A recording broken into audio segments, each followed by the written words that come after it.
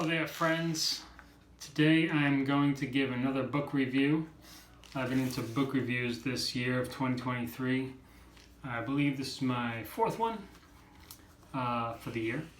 And I'm going to review Gene Simmons' book, Kiss and Makeup.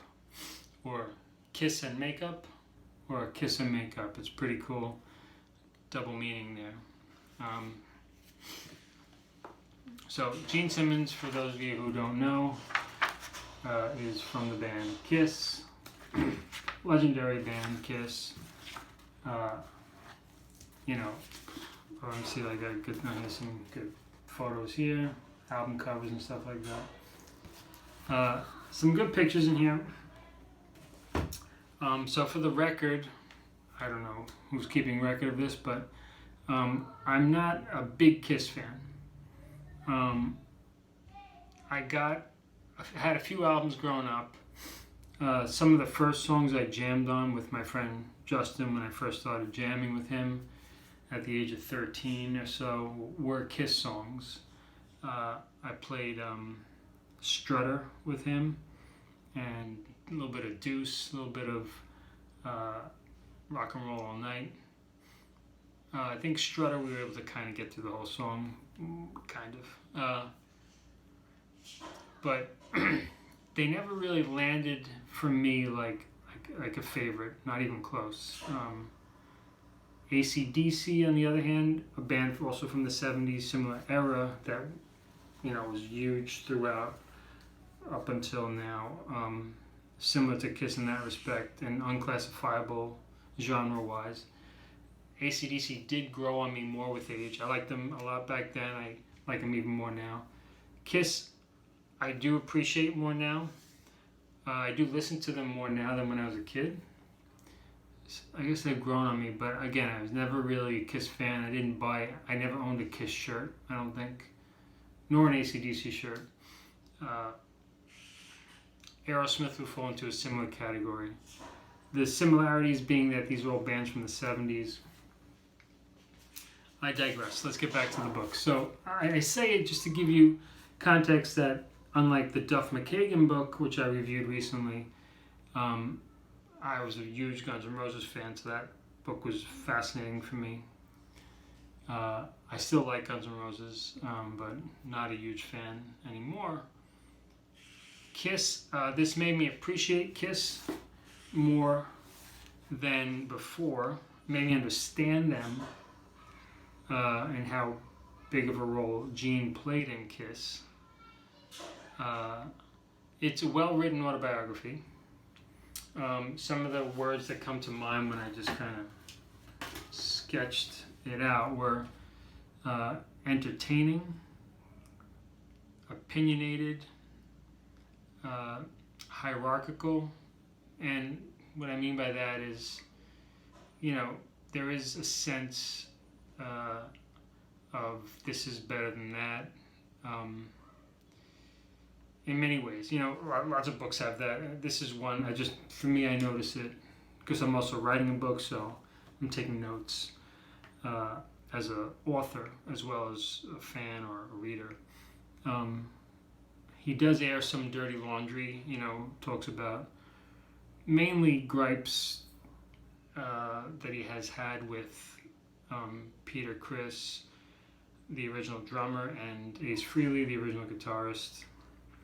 You get a sense that he respects them as brothers and band members and people, but there is some unfinished business there at the time of the writing, and this is a book that was published in 2001. So I imagine, him and the whole lot of the original Kiss lineup has grown and matured even more. But there is this kind of I won't say it's tainted. I appreciate the honesty that he lets us know as fans, as readers, that Kiss has always been a dysfunctional family from the get-go, which is cool to know.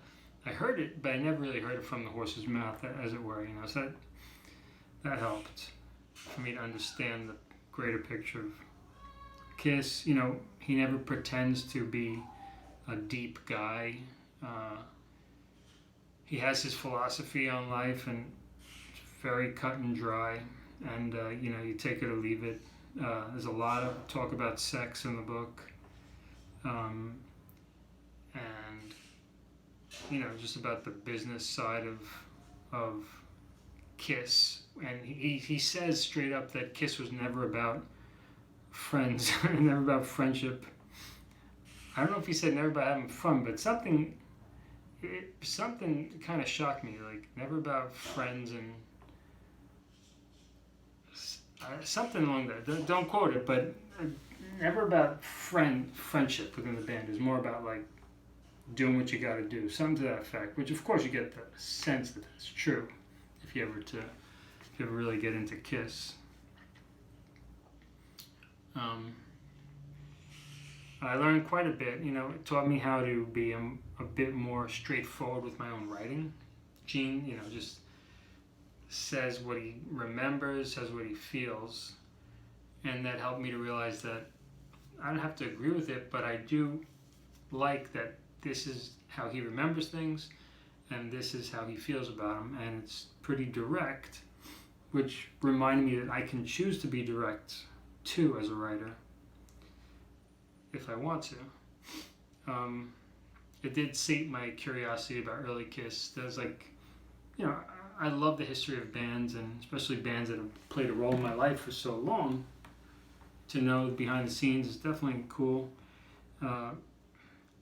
He did cover the entirety of his whole life. He did talk about growing up as a poor child in Israel, which I had heard about, and it just seemed like glorified or something, or over dramatized. But when he explains it in the book, you get a sense that it was a poor, meaning financially not unstable, they didn't have means, but he didn't feel deprived, I don't think, as a child.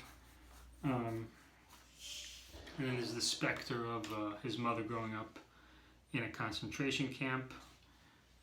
So there's that whole thing. You could say it's very honest, or at least unapologetic, meaning he tells you his story. The honesty part, I don't think he's lying, but it's his point of view, so I don't know if it's the truth, but he tells you how he feels, how he sees things, which I guess is honest to himself. So I don't know if I'd give it how many stars or something. Not my favorite book of all time, but it did definitely, I did look forward to it, to reading it, to finishing it. I thought he spent a good amount of time in each time period. I wanted a little more, and I guess that's a good feeling from a book to want more, as opposed to this is too much, So, am I a bigger Kiss fan for it? Yeah, I have a little more interest in Kiss now. I read it because the price was right when I go searching for autobiographies, related interest. I like buying used books that are inexpensive, so I could buy a few of them and read them. And this was one of them. I wasn't dying to read it, but it was right there, used. I got it for $4 or $5 or something, and I guess I'll pass it on. I'll just hold on to it. Glad I read it. Thank you, Gene, for writing it. It was published 2001, so who knows how much more to the story there is now. 22 years more to add to it. Anyway, that's all I got for you today. Thank you for listening. Have a fantastic day, and keep reading. Ciao.